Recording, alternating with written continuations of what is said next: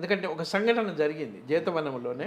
ఎన్ని సిద్ధులు ఉన్నా తెలియకుండానే సారు తను ఎదుటి వ్యక్తి ద్వారా చెప్పించాలి అనుకున్నప్పుడు ఇన్నర్ కనెక్షన్ను ఆటోమేటికల్గా ఏదైతే మనం వైబ్రేషన్స్ అంటామో, తరంగాలు కంటికి కనిపించమంటామో అలా కనెక్ట్ చేయగలదు. సో బుక్ చదువుతున్న వ్యక్తి ఒక యోగి ఆత్మకథ బుక్ చదువుతూ ఉండొచ్చు, ఆ యోగానందనే కావచ్చు, కానీ ఆటోమేటికల్గా చదువుతూ ఉన్నప్పుడు అందులో ఇన్నర్ ఇన్స్పిరేషను అన్నది పత్రిజీ గారి చైతన్యం ద్వారా జరుగుతుంది.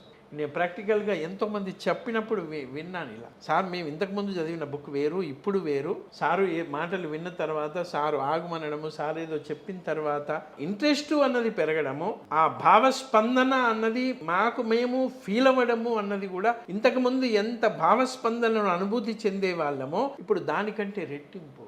సో అందుకొరకే పత్రి సారు స్వాధ్యాయము, సజ్జన సాంగత్యము, ధ్యానము, ఈ మూడింటికి ఇంత ప్రాధాన్యత ఇచ్చిన ఏ సంస్థ లేదు.